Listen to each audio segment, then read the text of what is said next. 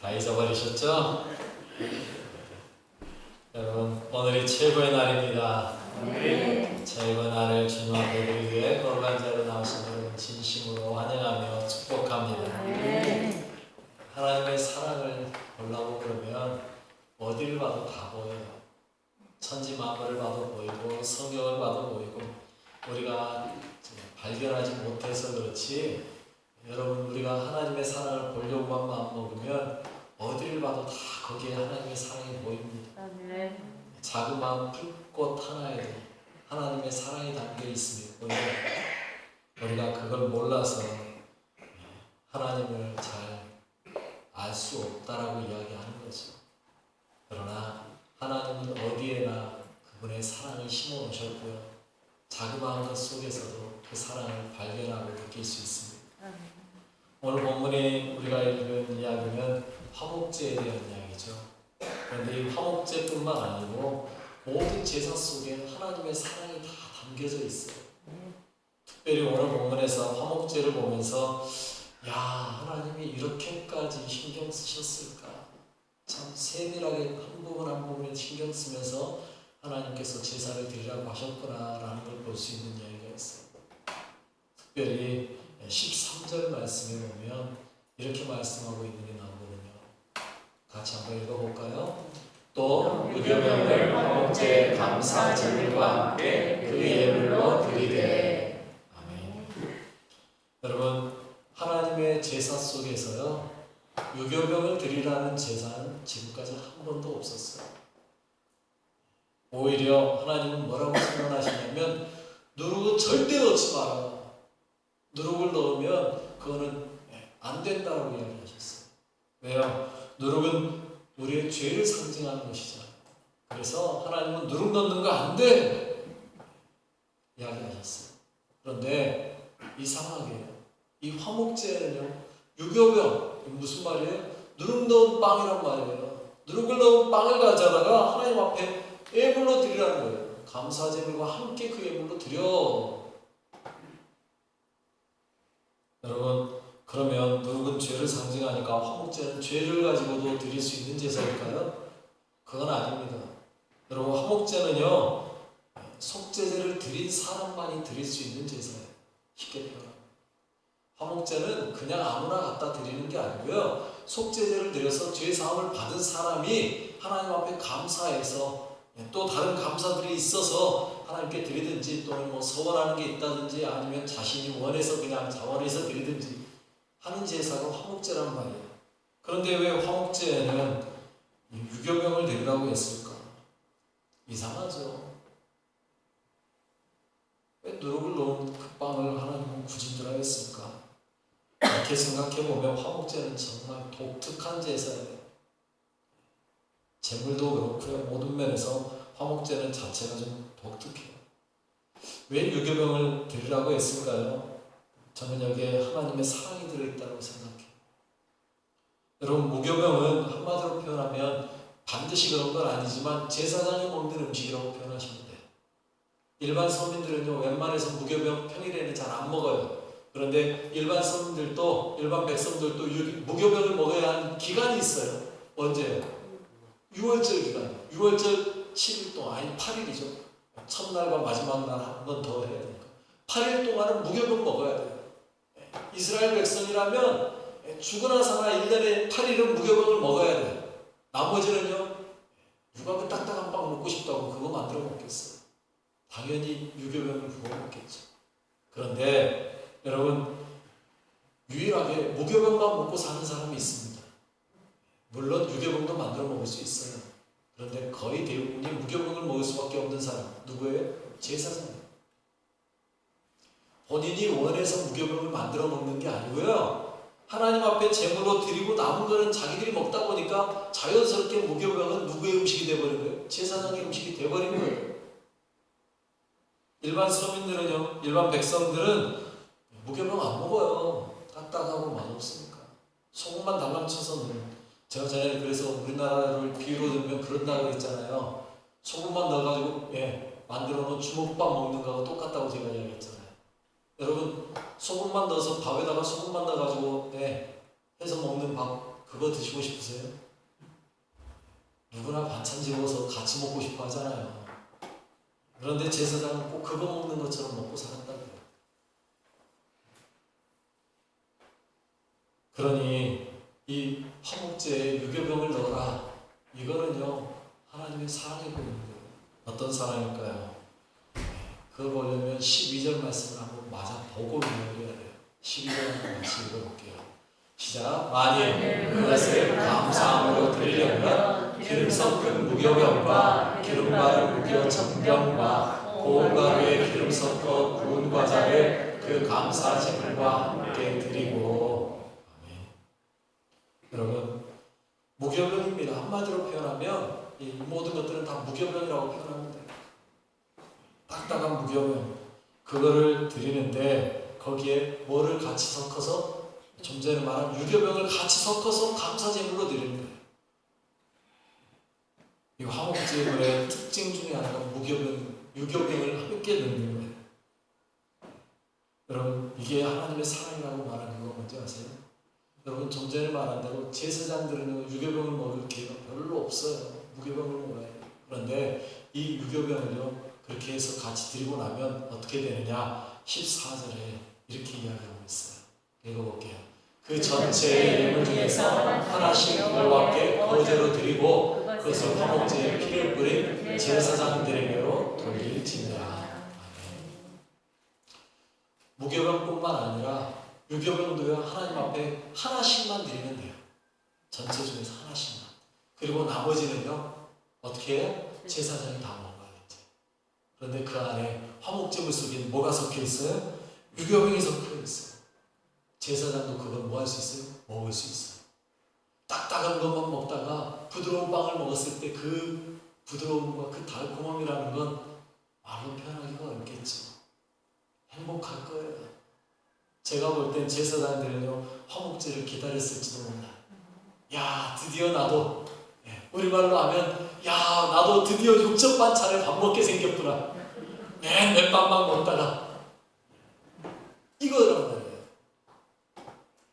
하나님의 사랑이 보이는 거예요. 그런데 이 화목제는요 단순하게 유교병만 섞어드리는 제사는 그건 아니란 말이에요. 이 화목제를 구분한다면 크게는 둘로 나누고요. 더 쪼개면 셋으로 나눌 수 있는데 첫 번째는 감사함으로 드리는 화목제, 두 번째는 서원이나 자원하는 자의 의무라고 표현하고 있어요. 서원이나 자원하는 걸 또 나누면 셋이 되고요. 그 두 가지는 거의 뭐 똑같이 쓰니까 하나로 놓으면 두 가지를 볼 수 있고요. 그런데 이 두 화목제물의 차이는 다른 거 없어요. 딱 한 가지. 그 제물을 며칠간 먹을 수 있느냐. 이 차이예요. 물론 드린 예물에 어떤 의미로 드렸느냐의 차이가 분명하죠. 감사함으로 드린 건 감사의 화목제물이고 서원에서 드린 건 서원의 예물이고 자원에서 드린 건 자원의 예물이고 분명히 달라요. 그런데 제물로 보면 차이가 있다면 한 가지. 뭐라고요? 며칠간 놓고 먹을 수 있느냐.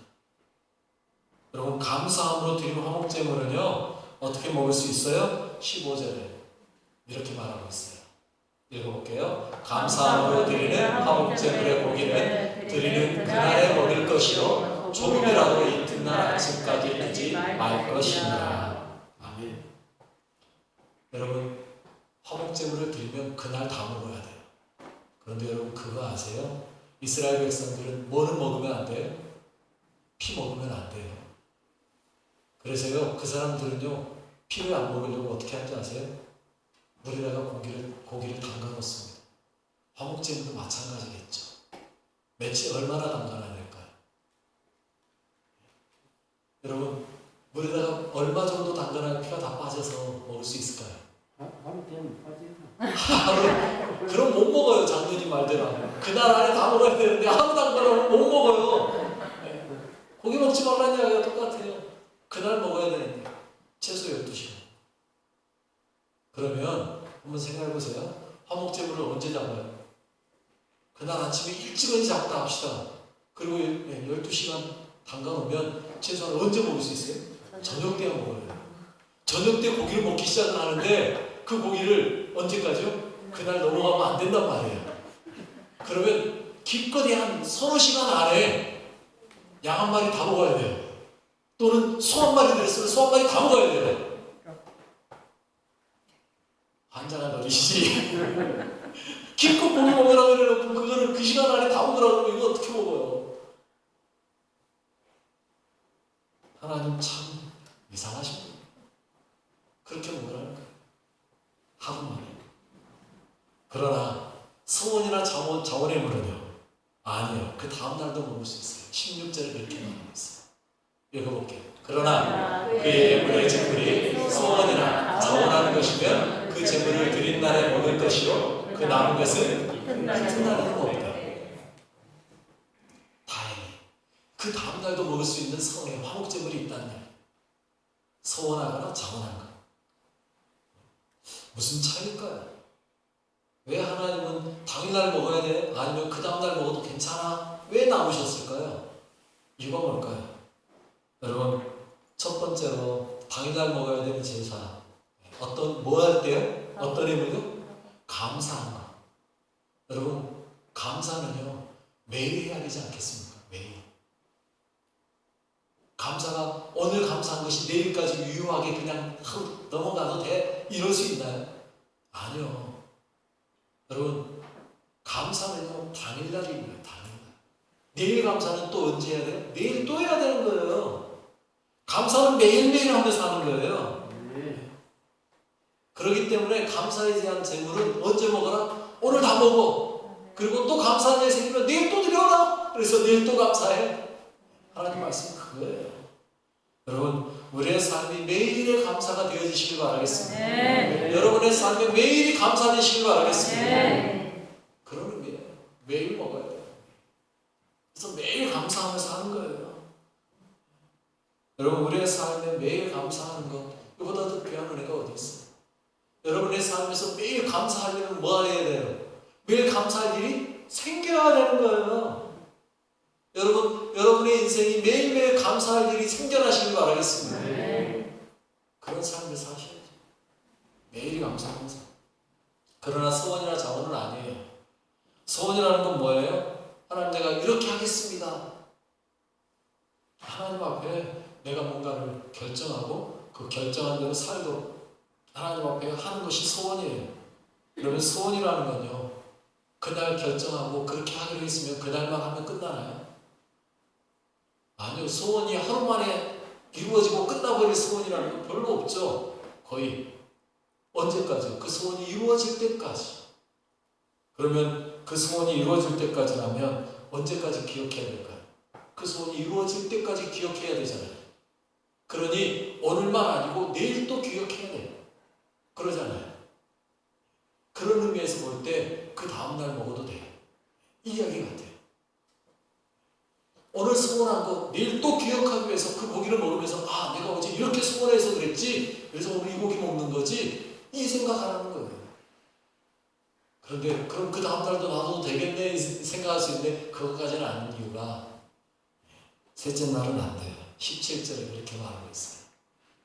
읽어볼까요? 그 재물의 고기가 셋째 날까지 남았으면 불사를지. 왜 셋째 날은 안 된다 했을까요? 소원하는 거 계속 기억하기 위해서 놔두지. 아니요. 하나님께 드렸기 때문에. 왜? 하나님께 드린 건 반드시 뭐 한 거예요? 거룩한 거예요. 거룩한 걸 3일째까지 남겨놓지 말라는 거예요. 여기서 말하는 불사른다라는 말은요, 소각하는 거예요. 완전히 태워서 없애버리는 거예요. 이거 하나님께 제사로 다시 드리는 거 아니에요. 왜요? 이미 화목제물로 드린 거잖아요. 드린 제물을 사람이 먹다가 남았다고 또 하나님께 또 드려요? 그건 아니죠. 좀 바꿔서 이야기하면 여러분이 먹던 거, 밥 먹다가 하나님한테 쉽게 말하면 부모님한테 맛있는 거 사드리면서 같이 밥을 먹었어요. 먹다가 아빠 나 남았는데 아빠 또 먹어 그러면서 또 주면 안 되잖아요. 그거는. 물론 아빠가 나 좀 더 먹어도 되냐 해서 가져가면 모를까. 여러분, 그런 건 아닌 것처럼 하나님 앞에 먹던 거 드리는 건 아니지 않습니까? 그러니 완전히 불사른다는, 여기서 말하는 불사른다는 말은 다시 제물로 드리는 게 아니고 다른 데 가서 소각시키는 거예요. 소원한 거는 계속해서 기억해야 되기 때문에 그 다음 날도 괜찮아. 인 거죠. 또 자원했다라는 말은 내가 먹고 싶어서 한 거잖아요. 그러니 그 다음 날까지는 먹어도 내가 먹고 싶어서 잡은 고기니까 더 먹어도 괜찮아 이거예요. 그러나 셋째 날까지는 안 돼 라고 말씀하십니다. 거룩한 것인데. 그렇지만 그 거룩한 것 하나님이 받으셨던 것 그러니 셋째 날은 안 되는 거예요. 그럼에도 불구하고 혹시 실수로라도 셋째 날 먹으면 어떻게 될까요? 18절 말씀 이렇게 이야기하고 있어요. 읽어볼게요. 만일 그 화목제물의 고기를 셋째 날에 조금이라도 먹으면 그 제사는 기쁘게 받아들여지지 않을 것이며 드린 자에게도 예물답게 되지 못하고 도리어 가증한 것이 될 것이며 그것을 먹는 자는 그 죄를 짊어지리라. 아멘. 여러분 조심해야 된다는 거죠. 셋째 날 먹어버리면 어떻게 된다? 가증한 것이 된다. 오히려 이 말을 바꿔 말하면 아니들이만 못하다 이 이야기예요. 여러분 우리가 하나님 앞에 행하는 것들 조심하셔야 되는 것들이 있다는 거예요. 하나님께 내가 이렇게 하겠다고 해놓고 제대로 못하면 아니야 하면 못하는 그런 일들이 생길 수 있는 거예요. 또 여러분 이 화목제의 특징 중에 하나가 뭔지 아세요? 오늘 본문에서는 그게 안 나오는데 이미 3장에 나왔었기 때문에 3장에 보면요 화목제물 제가 그때 이야기했는데 기억나시는 분 계실까 모르겠어요. 화목제물의 특징 중에 한 가지는요 제물이 한정되어 있다는 거예요. 소나 양이나 염소만 드릴 수 있어요. 이 세 가지 외에는 다른 건 못 드려요. 여러분 다른 번제물은 어떻게 해요? 안 되면 비둘기 2마리라도 안 되면 뭐라도 무교병이라도 콩가루라도 됐거든요. 그런데 화목제는 비둘기 안 돼요. 고운가루 안 돼요. 오직 뭐만요? 소나 양과 염소만 돼요. 여러분 이유가 뭘까요? 유일하게 사람이 함께 먹는 제사이기 때문에. 여러분 함께 먹는 제사인데 비둘기 2마리 가지고 와가지고 다 태워 드려버리고 나서 뭘 먹겠다는 거예요. 그러니 안 된다는 거예요. 소나 양이나 염소 그것들만 드리는 거예요. 그래서 이 말은요 무슨 말이에요? 화목제는 단순하게 하나님과 우리 사이의 화목만을 이야기하는 제사가 아니라는 이야기입니다. 이웃과도 나누는 함께하는 제사라는 이야기예요. 그래서 오늘 보면 19절 말씀이에요. 이렇게 말하고 있는 걸 볼 수 있어요. 읽어볼게요. 그 고기가 부정한 물건에 접촉되었으면 먹지 말고 물사를 것이다. 그 고기는 깨끗한 자만 먹을 것이니. 여러분 이 말의 핵심이 뭔지 아세요? 부정한 거에 접촉만 먹지 마. 이게 핵심이 아니에요. 이 19절 말씀의 핵심은요 저는 뒤에 나오고 있다. 그 고기는 누가 먹어라? 깨끗한 자는 먹어라. 깨끗한 자는 먹어라. 즉 너희들 속죄받고 거룩해졌으면 먹어도 돼. 그 이야기예요. 여러분 제사장만 먹는 게 아니고 화목제물의 특징은 깨끗한 자도 함께 먹는 제사.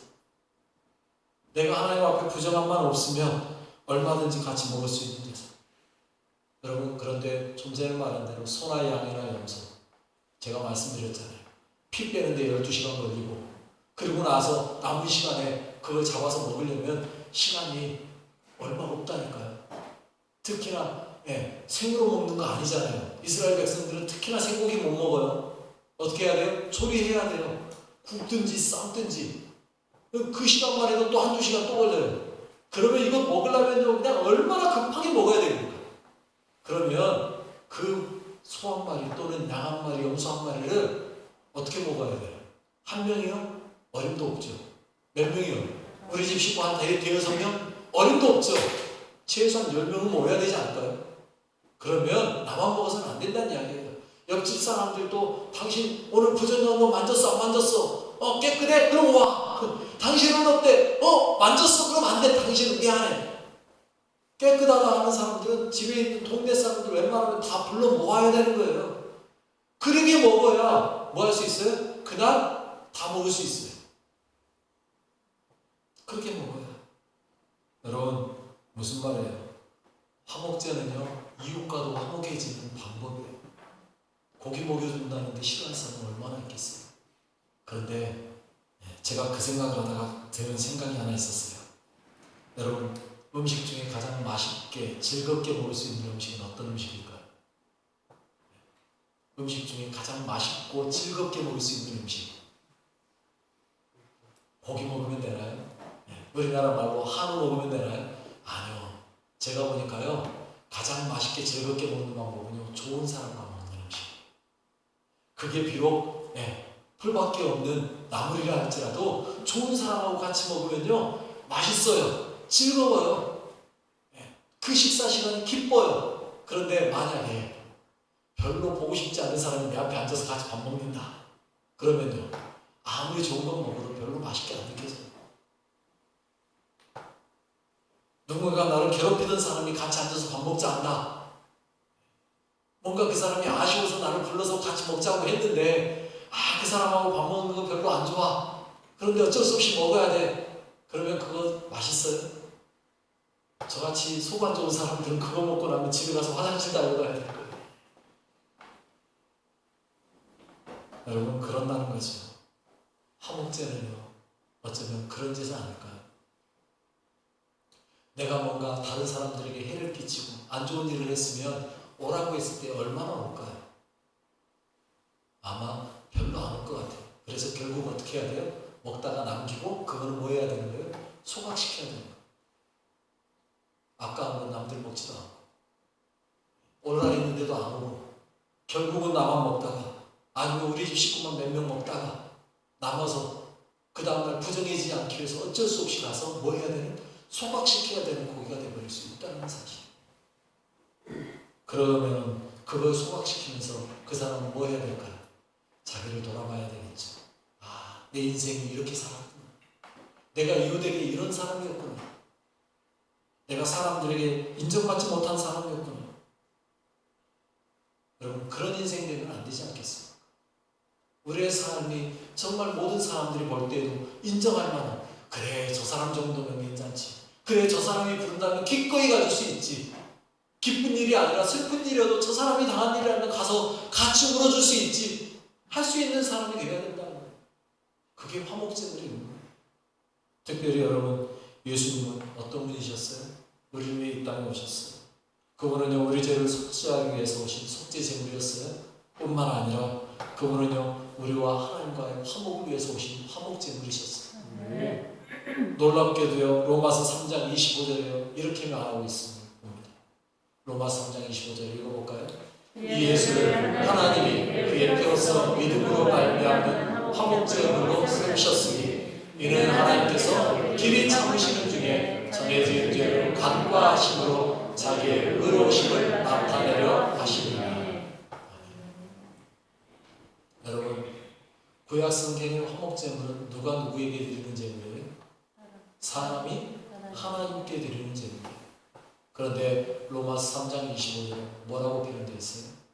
이 예수를 누가요? 하나님이 그의 피로써 믿음으로 말미암아 화목제물로 삼으십니다.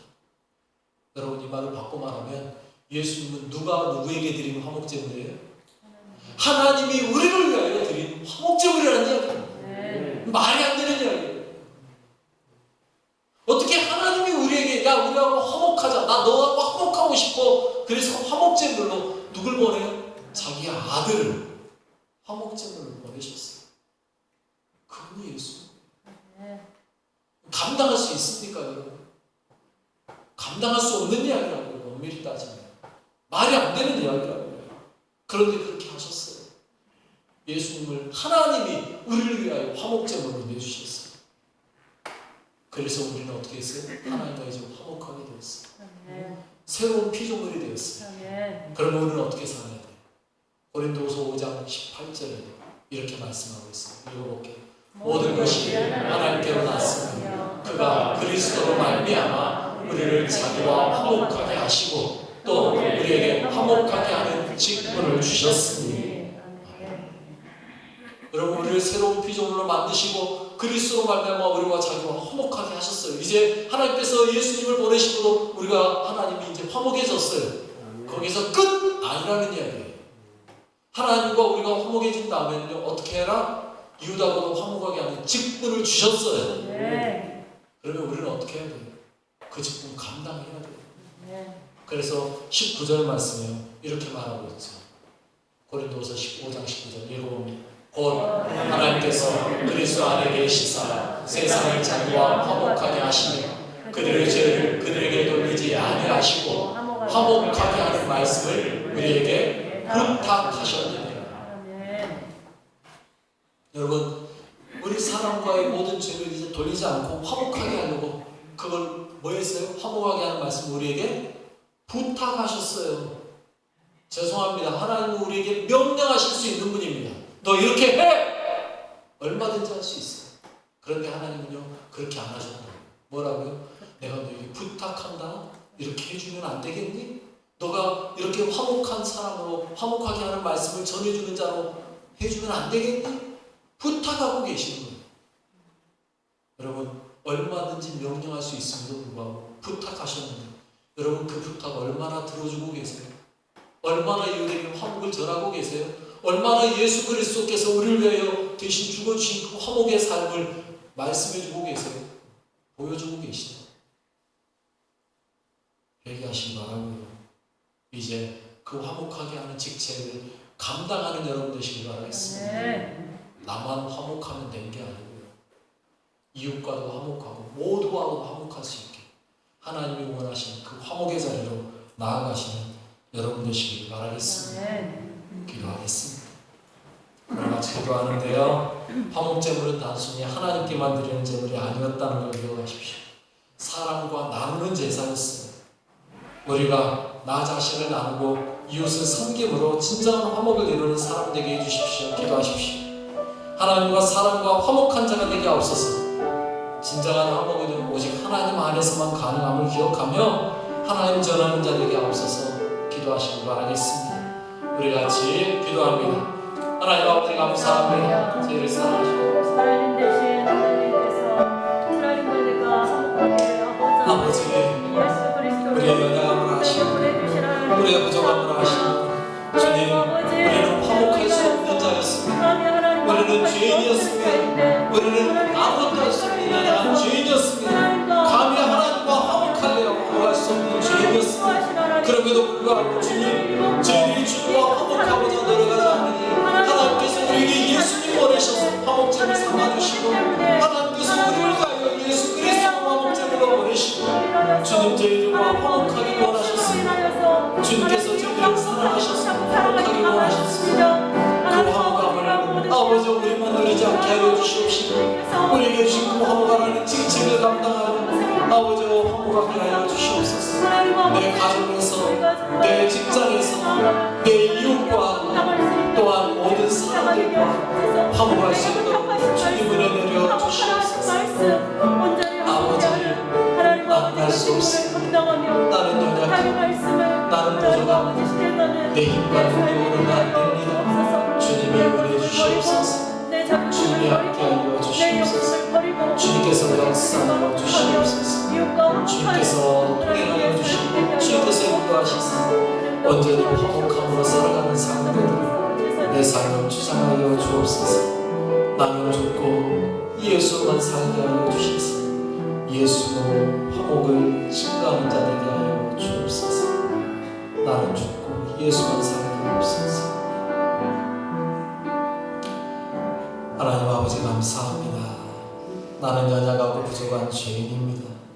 그런 나를 위해 예수님을 화목제물로 주님께서 보내주셨습니다. 화목제물 되신 예수님으로 인해 하나님과 우리가 화목하게 된 것처럼 우리도 이웃을 위해 나 자신을 화목제물로 드려 이 세상에 화목을 이루는 하나님의 거룩한 자녀 되게 하여 주옵소서. 나를 사랑하사 화목제물 되어주시고 자기를 내어주신 예수 그리스도의 이름으로